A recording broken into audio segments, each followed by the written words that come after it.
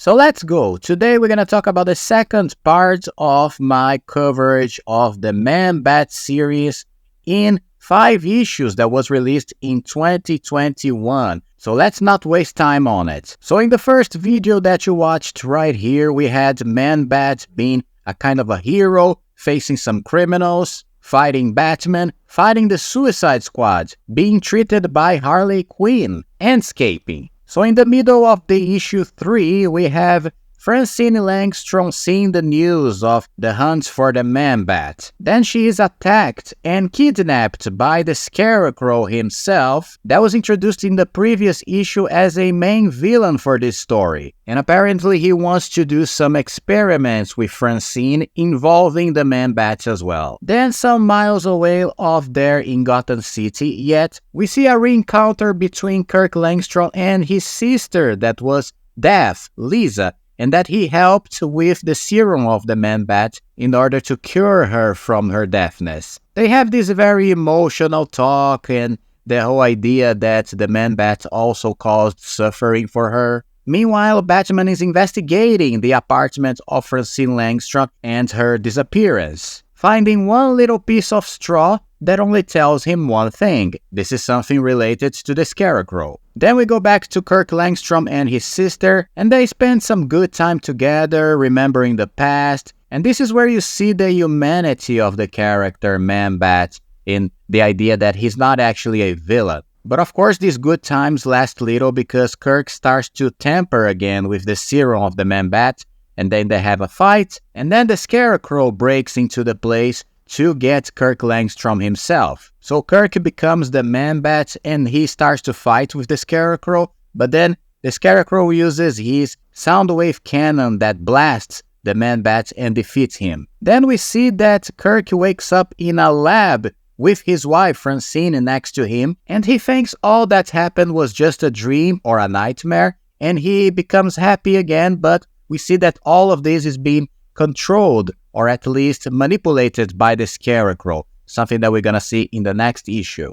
And before we go to the next issue, one side note that I really love is that these two characters together, the Scarecrow and the Man-Bat, is a very interesting combination, and there was once a script written to Warner Bros. As a kind of possibility for a 5th movie of the Batman franchise in the Tim Burton, Joel Schumacher series of films. And it was supposed to have Batman of George Clooney facing the Scarecrow and the Man-Bat, and the story of the script had this idea that Jonathan Crane was messing with Kirk Langstrom and transforming him into the Man-Bat for his own bad deeds. So it's a very interesting side note.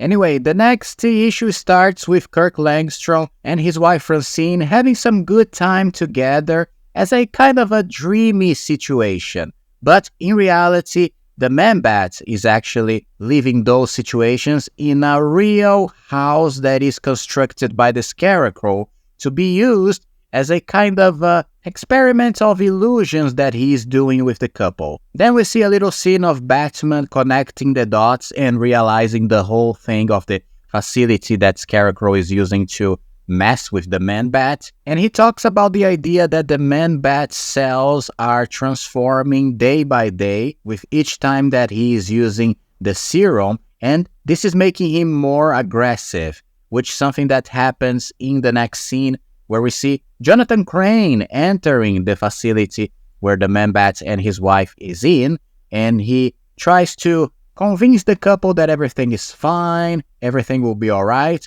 but then the Man-Bat attacks him, something that shows that he is losing the control of the monster. And then Crane goes outside to meet his goons again, and he asks one of them to give him his skin back, which is basically the idea that his real skin, his real identity, is the Scarecrow, which is a good scene. Meanwhile, we have a scene where Batman finds some low-level criminals that have information on the Scarecrow, and as usual, he terrifies one of them in order to get this information. Then we have one scene that basically explains the whole plan of the Scarecrow, that is, the idea that he's using the sound wave cannons or the sound wave technology to create a new form of making illusions in the minds of his victims without the necessity of using the fear gas. So that's what he's using to maintain the illusion in the mind of Kirk Langstrom and his wife, and we see that he can control the levels of stress,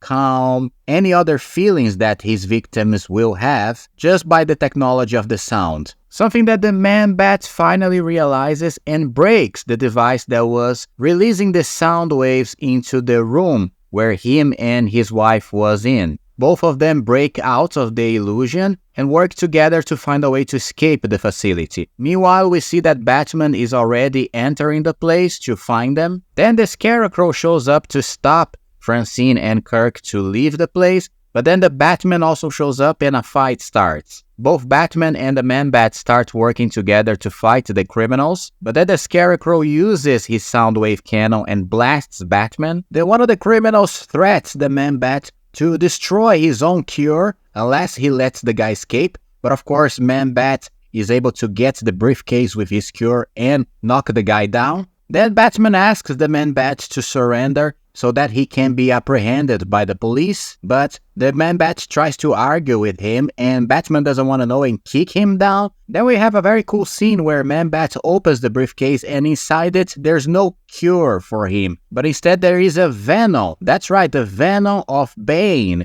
inside it in a syringe, and he puts the venom on himself, and the effects of the substance transform him into nothing else than a King Man-Bat. Something that we're gonna see the repercussions in the next and final issue. The final issue starts with the Scarecrow waking up from his previous fight with Batman and Man-Bat, but then he sees both of them starting a fight and loves it. The fight between the hero and the King Man-Bat is brutal, and during the combat we see a scene where Kirk Langstrom is having a vision inside his mind where he faces his alter ego, the Man-Bat, and both enter in an argument about who should be the prevalent identity, something almost like Dr. Jekyll and Mr. Hyde.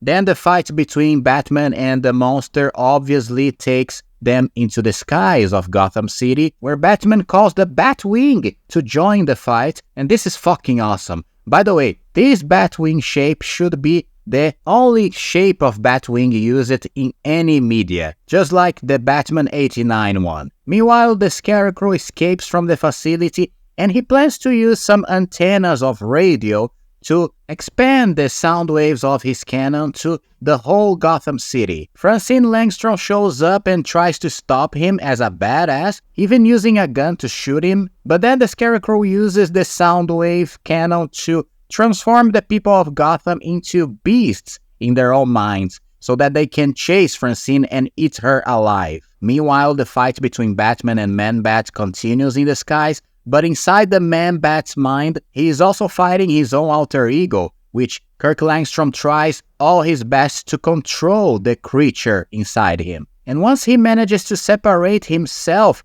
from the monster in the mind, the Man-Bat also starts to become conscious during the fight with Batman. And then we have this very funny scene where he decides to leave the fight and save Francine and the city from the Scarecrow, but not before releasing Batman in the air and let him drop while telling the Batwing to fetch, because he knows that the airplane will get him in the end. So Man-Bat saves Francine from the crowds of human beasts created by the Scarecrow, then fights the villain himself, and in a final effort to finally separate the both alter egos of Kirk Langstrom and the Man-Bat, he finally manages to return to his normal form as the creature, controlling his own mutation as he wishes. Then he knocks the Scarecrow down and recovers the Soundwave cannon to himself, saving everybody. Next, he uses the weapon to create blasts that will recover all the people in Gotham that were turned into beasts. And with this, we finally have a scene that links back to the dream that Kirk had in the first issue of the comic,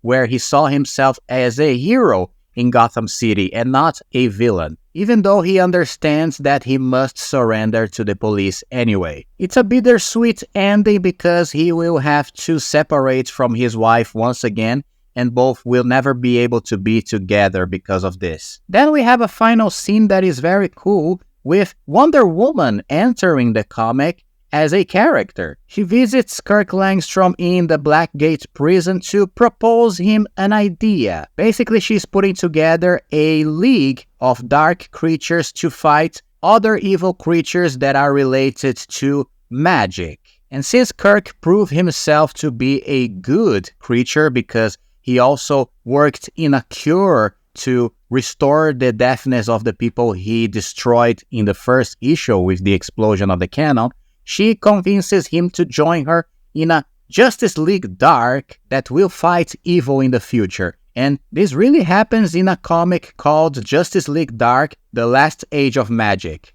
And maybe we talk about this comic in the future because it's pretty fun. And this is it. This was the 5 issues comic of the Man-Bat. What did you think? I loved this story, and I think it hits all the points in the character Man-Bat that I like. So there you go. As usual, if you are liking this content of the BATGUS channel, please don't forget to leave a like and subscribe to the channel for more videos in the future.